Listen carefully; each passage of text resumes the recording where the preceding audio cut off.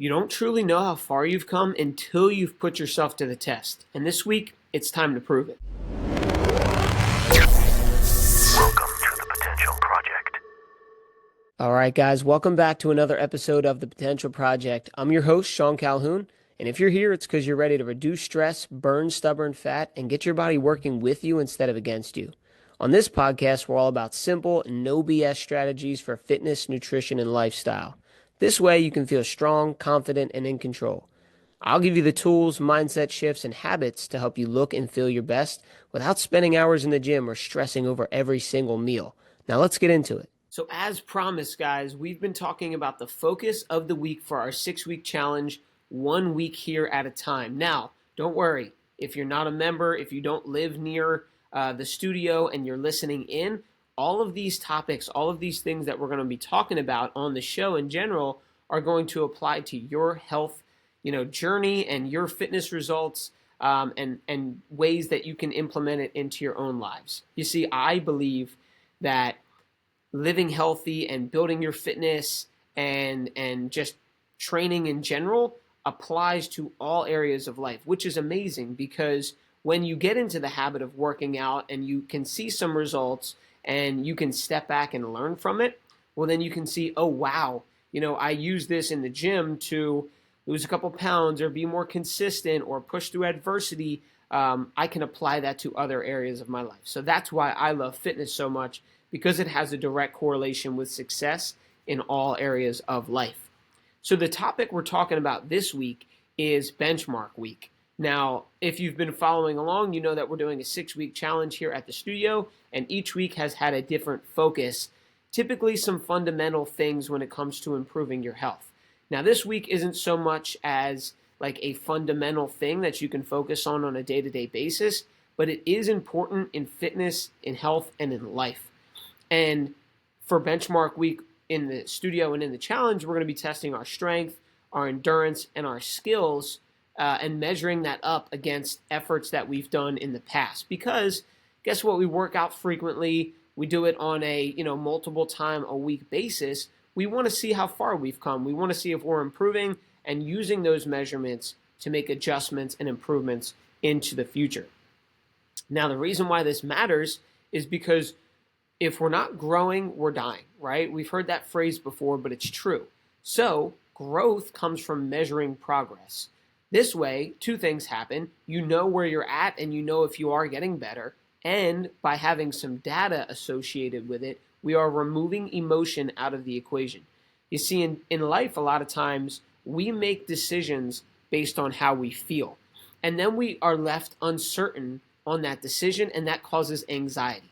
When you have a purpose, when you have a plan, and when you are tracking it, anxiety seems to go by the wayside because you know if you're doing it or not, right? If someone said, hey, I need you to make 100 phone calls, and you did 100 phone calls, there would be no confusion about that. It's like, hey, I did it. There was the goal. I did it, right? So with your fitness and with measuring progress, you're not just working hard and showing up. You are saying, okay, this is what I did the last time I did a benchmark for, let's say, squats. You know how much you could squat with a certain amount of reps. Well, your goal is to then match or beat that, which means you are only in competition with yourself. And this is a beautiful thing. I mean, I love competition. You should be competitive with others, right? It's a tough world out there. There are other people doing what you're doing, and they want to be the best at it. So it's your goal to compete with them. But the best way to do that is to control what you can control and be the best you that you can be. So that's why, tracking progress, having benchmarks, and doing those things matters so much. So I want to break down a few of those topics that I talked about a little bit before on why it matters. And the first one is data over emotions, right? Numbers don't lie. So when it comes to your health, if you have multiple areas that we're tracking, that's going to lead you to success, faster. I've said in previous episodes, if all you're tracking is the number on a scale, well, then that might leave you feeling defeated and not really tracking if you're making progress or not. So let's change the scenario. Let's say your goal overall is to lose a couple pounds, but you're tracking your weight, you're tracking your body measurements, you're tracking body fat percentage, you're tracking how much you can do on a squat, how much you can do on a deadlift, how much you can do on a bench press, how long you can hold a plank, right? You get where I'm going. You're throwing in all these other variables into the equation. Now, again, you have to lead up with that. You don't want to start with all these variables. That can become very overwhelming. But when you get to that point and you're tracking these things, you can start to find wins and build momentum and understand that you are making progress, not just determining, oh, the number on the scale is this. That means I'm a failure or I'm winning, right? That's not it, right? So if we can see progress with our strength and our form and our range of motion and all of those other things, how we're feeling, how our sleep is, how our energy is, those are all trackable measures to work towards progress. And the reason why this is important is, again, because it eliminates you feeling a certain way about something, right? We all know that there are a certain set of actions that we need to take in order to achieve a desired goal, right? Now, whether we feel like doing them or not is irrelevant, right? If I told you I need you to drink a certain amount of water, eat a certain amount of protein, get a certain amount of steps, and you will start to feel X, Y, and Z. Well, it doesn't matter what the weather's like. It doesn't matter how you feel that day. It doesn't matter the circumstances that come up. If we do those actions for a consistent amount of time, you will achieve the result, right? The beautiful thing about today's age is information is abundant, and there are people who have lived on this earth for thousands of years. So that means they've achieved what you want to achieve, and they've passed down the blueprint, right? There are tons of people out there who have what you want, and they have a step-by-step guide to get you there. So it eliminates your emotion if you stick to the plan and do exactly as told for a certain amount of time, and you have the thought process that I'm going to do it no matter what. You will get there. So that's why I love data. Second part is it helps you celebrate wins. I think in life we assume that we will be happy when, and I fall prey to this. I do this sometimes too, so I'm just re-acknowledging it, right? It's like I will be happy and excited when I lose the weight, or when I get the promotion, or when I find the love of my life, right? When I find that partner.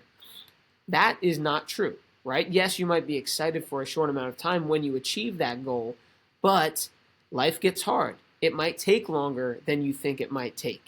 So if you have this thought that, hey, I want to lose 20 pounds and it's going to happen in 4 months and I'll just wait, I'll grind it out and I'll be happy then, that might leave you defeated if it takes 6 months or maybe it takes 2 years. But if we switch that to, I don't care how long it takes, but I'm going to celebrate small wins throughout the time and enjoy the journey, that becomes a big win.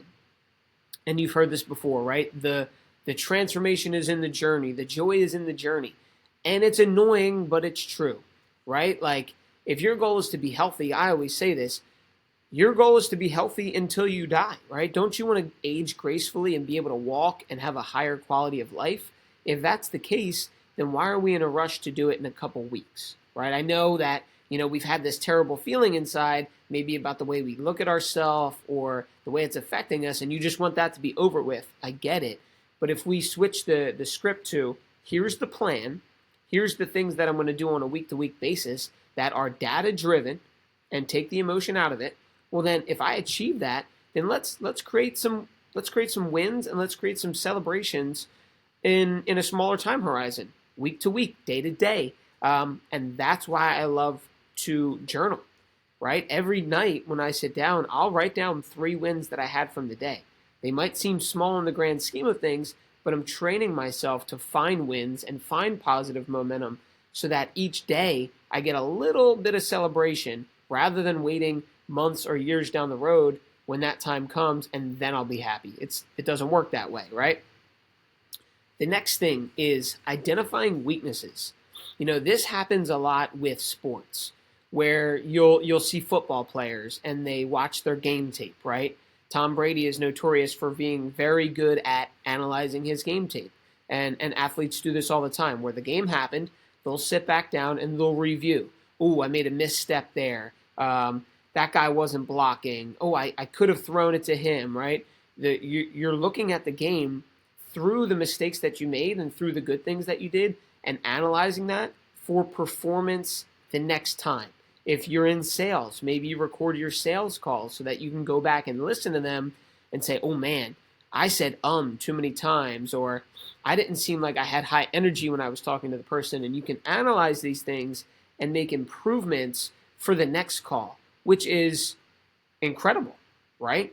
I mean, the big thing in life is that you're going to have to experience things and be bad at them at first. That's okay. But if we're not recording them and we're not analyzing them, how can we ever make the improvements? So the reason why benchmarks are so great is because we can mark where we were at. Let's say you're doing a squat or a deadlift or hitting a 100-meter row, right? Like you're marking down what you got, and then a couple weeks or a couple months later, you're trying it again, so we can identify if there's a weakness, right? Oh man, I noticed that my range of motion isn't as good, or I noticed that I wasn't able to do the same amount of weight. And you can start to analyze that. Well, was I on my period? Did I not sleep last night? There's a lot of factors that could come into you not operating at a high level in your fitness performance. But if we're not recording it and we're not identifying the weaknesses, we won't be able to improve. Hey, hope you're loving the episode so far. Thanks for spending some time with me. I got a quick favor to ask. Make sure you're subscribed to the podcast because that's how I know you're getting value from the show. And this way, you never miss an episode. All right, now back to the show. It's like, oh, I noticed that, I went from working out,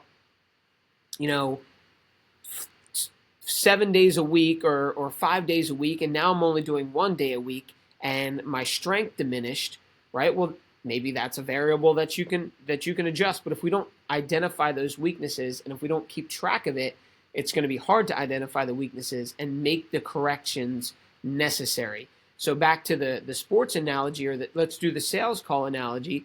You're making phone calls and you're closing 10% of people, and you start to listen to those phone calls and you record what you did right. You did record what you can improve upon. You make the changes necessary. The next month you start closing 30 to 40% of the calls. That's a huge difference. And then you see what you did there, see what you like, see what you want to improve. Now all of a sudden you're up to a 70% close rate, right? That's a totally different business right there. That's a totally different employee for your company. So we can see how acknowledging and identifying your weaknesses can improve you. And in the gym world, in the fitness world, if you're going for benchmarks, you can start to identify, ooh, you know what?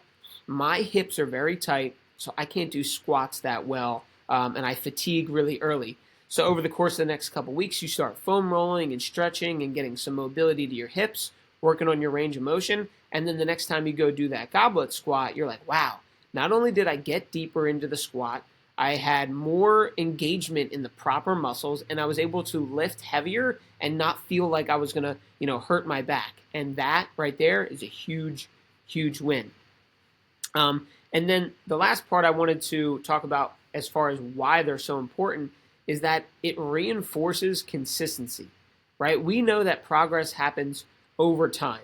And if we start something and then just quit, or do it for a little bit and then just stop, we're not going to build the necessary consistency and compounding effect that is necessary to make progress and achieve your success and your goals, right? So by tracking things and having benchmarks, it's going to reinforce consistency so that when hey, in a couple months, in a couple weeks, I'm going to be tested on this again, you're like, all right, let me stay with my 3 times a week doing this and going through the motions, so to speak, of the journey, so that next time that I get to that test, I know that I'm going to be better, right? In jobs, a lot of times they have audits or they have quarterly evals and things like that. If you know that's coming, well, then you're going to be on top of your game trying to improve different areas so that next time you've gotten better.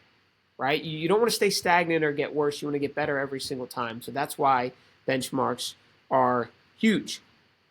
So now, if you are a part of the studio and you're listening to this, the structure of Benchmark Week that we're doing is that every single day of the week, there will be a different benchmark.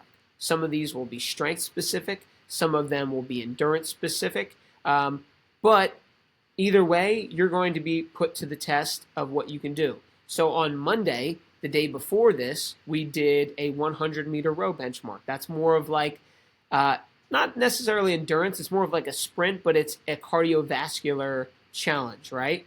And then the day of this recording is going to be sled push, heavy sled push. How much can you push on the sled? That's more of like a strength and like a functional movement, right? And each day we'll have a different one. But the structure is that every single day we are going to do something that we've done in the past or we do consistently as a part of the studio and see what your maximum effort can be. We might push the sled a bunch or you might row a little bit and you're going to do squats and deadlifts all the time. But now it's like, okay, what can I really do with my maximum effort for a minimal amount of reps or distance or whatever that might be? So that's what the structure is going to look like, and we keep track through a paper-based system, right? We literally have a folder with, you put your name, you put the date, and you record what you got, and then we upload it onto the computer. This way you can look back and always have a catalog of what you've done in the past, and we're going to continue to do that because if you can track all of these numbers on a more frequent basis, more than just on the benchmark days, you're going to start to get all the benefits that we talked about earlier of the consistency of adjusting, where your weaknesses are and all of those things, right? So what's the big picture here, right? Like I said in the beginning, fitness, I believe, applies to not just our physical health, but we can take these analogies and use them in really any area of our life, which is what I love, and that's why it's called the Potential Project, because we are trying to improve ourselves in our health and fitness and allow that to have a trickle effect on all the other areas of our life. So the thing is that fitness is a big part of personal development, right? If you want to become a high achiever, if you want to grow yourself, fitness is a huge part of it. If you don't have a healthy body, it's going to be hard for your mind to be in the right place. It's going to be hard for you to operate at a high level and have high energy. Imagine if you're sick all the time. You can't go to work. You can't do things from home, right? You're kind of laying on the couch or laying in bed, and that's not going to lead you to the place that you want to be. So fitness is a huge part of personal development. And then how benchmarks, we've talked about this a couple times throughout the episode, but how benchmarks relate to real life resilience and goal setting is at work, is with your family, is with your different areas of life, and specifically in your career, right? If you're tracking things that are going on a weekly, a monthly, or a quarterly basis, and you have your numbers that you have to hit, people in the business world might know the term KPI, key performance indicators, right? Let's say you're tracking how many calls you made, how many sales you made, how many leads are coming in, how many referrals you got. There's different numbers for different businesses, but if you're tracking those and you're setting goals and you have benchmarks to hit and you're making the adjustments, well then boom, you're able to make improvements. So we can use the resiliency you have in the gym to train your muscles, get better, perform, and keep showing up for yourself over the course of the journey and having those small wins, then you can say, wow, if that worked in the gym and I got my squat from 20 pounds to 60 pounds in a couple months, how can I do this same pattern at work, right? And it all starts to blend together. And then the proof really is in the pudding, right? Because if you see people who are tracking what they're doing, you're going to notice that over time, they're going to get better results, right? And it's not some like magic, formula that they put together. They're not doing anything different. They're just being aware of it and allowing themselves to make progress. So it's proof, right? You can see in them. Maybe you aren't seeing what they're doing and you're noticing their progress, and you're like, hey, what? Like I've been noticing you're looking really good, or you're getting stronger. Like, what are you doing? And they might just say, hey, I'm tracking my food. I'm writing down what I'm eating. I'm tracking how much weight I'm using in the gym. I'm tracking my consistency. And it's just happening over time, right? I didn't even think about it, right? It's been a couple months, been a couple years, and it's just compounding.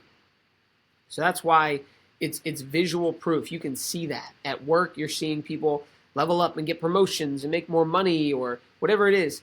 It is proof that when you track these things, you're going to get better.